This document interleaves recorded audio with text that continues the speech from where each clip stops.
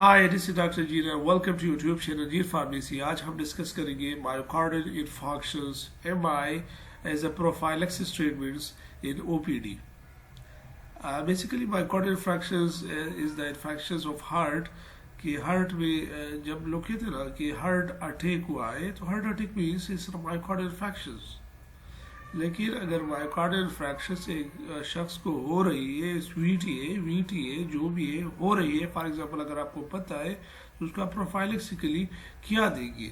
या एक शख्स है जो कि मोस्टली हाइपरटेंसिव है तो hypertension is the risk factors for the MI, तो उसके लिए आपको ज़रूरी है कि जी आप उसको ये ट्रीटमेंट दें। या एक दूसरा पर्सन है या पेशेंट है जो कि उसकी कोलेस्ट्रॉल लेवल बहुत ज़्यादा हाई है, तो उस हाई कोलेस्ट्रॉल लेवल की वजह से आपको पता है, डॉक्टर साहब को पता है कि जी अब उसको वो है हो रही है, कुछ क्लाट बने हुए हैं जो कि या हो सकता है उसके हार्ट में वो डिफेक्ट्स पैदा करके वहाँ पे वो हो जाए, स्टक हो जाए और उसको मायोकार्डियल इन्फार्क्शन के चांसेस हो जाते हैं।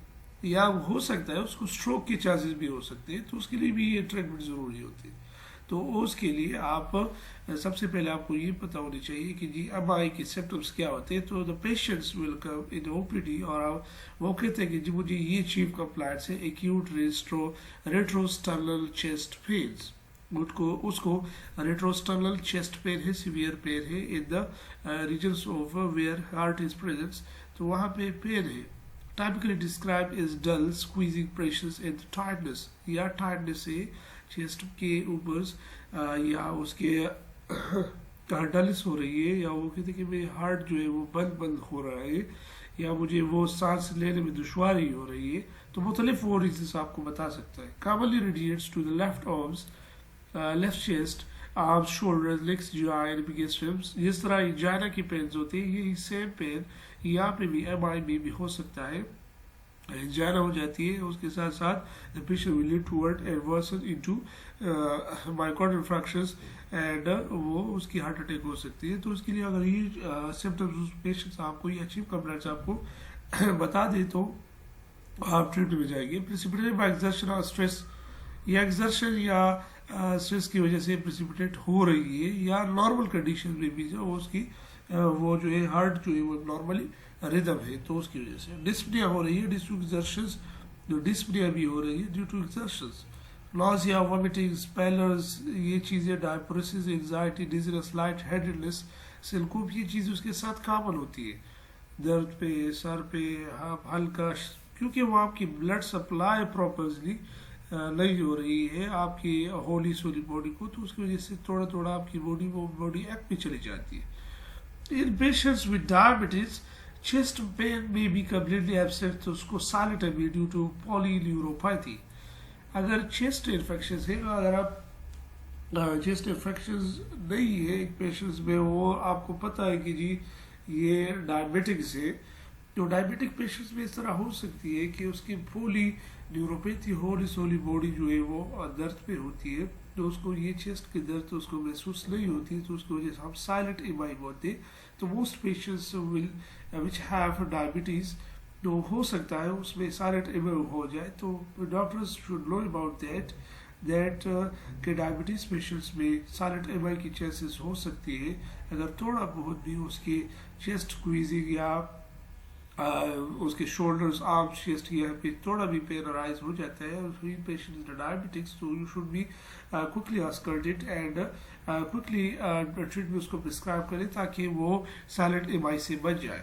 तो उसके लिए आप पेशेंट्स को ये ट्रीटमेंट देते हैं रेजिस्ट्रेल्स। सबसे पहले आप Zestril lisinopril tablets 2 milligram, 5 milligram, 10 milligram, 20 milligram as well as prescribe OD या BD depend upon the patient severity. उसके बाद ये तो हाइपरटेंसिव ड्रग है, एसी इनहिबिटर्स। इसके साथ साथ आप लाइपिगेटर, लिपिटर, एटोरवास्टिन 10 मिलीग्राम या 20 मिलीग्राम आप रात को एक टैबलेट्स उसको दे दें, ये रात को आप दे सकते हैं। दिस इज द HMG कोलिजाम इनहिबिटर्स, ये आपकी कोलेस्ट्रॉल के लिए आप यूज़ करते हैं ये टैबलेट्स। अच्छा, लो क्लॉट इज द जो कि मोस्ट इम्पोर्टेंट है यहाँ पे, जो कि आपकी प्लेटलेट एग्रीगेशंस को बचाती है, आपकी पेशेंट्स की प्लेटलेट एग्रीगेशन से बचाती है। लो प्लेट 75 जो कि कहते हैं ना कि जी हमारे ब्लड के लिए ये ज़रूरी है जो कि आपकी ब्लड को थिनिंग करा देते हैं। तो बिल्कुल ठीक है, ये आपको एक ड्रग्स, ये ड्रग्स आपके TXA2 थ्रोम्बोक्सिल इनहिबिटर्स पे काम करते हैं और वहाँ पे आपकी ब्लड को प्लेटलेट्स की एग्रीगेशंस को बचाते हैं और वहाँ पे आपकी कोलेस्ट्रॉल आपकी ब्लड थिन हो जाती है। तो आप ये भी प्रिस्क्राइब करें ओडी। अच्छा, कैप्सूल्स ओएसोमोप्राजोल आप ब्रेकफास्ट से जो है पहले 30 minutes before the breakfast you should prescribe वो है, जिससे आप नाइट्रोग्लाइसरीज आप कंटिन्यूसली आप उसके सबलिंगुअली आप उसको दे दें। सबलिंगुअली भी उसके टॉन्ग के नीचे, उसके जुबान के नीचे आप ये टैबलेट्स रख ले SOS सबलिंगुअली। तो इससे पेशेंट्स की जो है मायोकार्डियल इंफार्क्शन के चांसेस जो है वो ख़त्म हो जाते हैं या निगलेक्ट हो जाते हैं। Most patient will feel the depress and panic due to brain damage.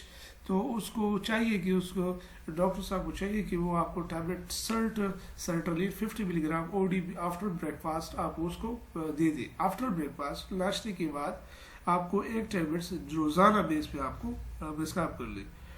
The patient will lead this depressions and सुबह से रात तक तो वो इस सर्ट्रलिन पे ठीक हो जाता है, लेकिन रात को उसको प्रॉपर्ली जब वो नहीं आता है ड्यू टू इंसोम्निया कंडीशन, उसको जब इंसोम्निया हो जाती है उसको नींद नहीं आती, तो आप उसके लिए जेनेक्स टैबलेट्स या एल्प या लेक्सेटोनिल जो भी आप इस्तेमाल कर सकते हैं, प्राजोलाम्स रात को OD एक टाइम रात को आप इस्तेमाल कर सकते हैं।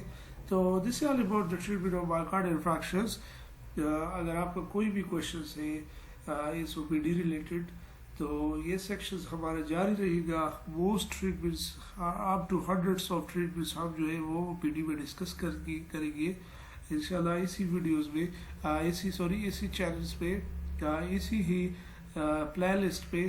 तो आप इसके साथ साथ अगर आपको हार्ट की या कुछ प्रॉब्लम जो भी हो सकता है उसके में जिसको भी ये प्रॉब्लम होती है, तो आप उसको और भी मेरी वीडियोस है जो कि और प्लेलिस्ट पे है, वो नेप्लेक्स पे है या फार्माकोलॉजी में है या जो भी वो आप वहाँ पे डिटेल के साथ देख सकते हैं। लेकिन यहाँ पे जस्ट हम उसकी OPD ट्रीटमेंट पढ़ते हैं। अगर आपका कोई भी क्वेश्चन है तो kindly ask in comment sections, इंशाल्लाह I will respond for further every comments इंशाल्लाह। थैंक यू, अल्लाह हाफिज़।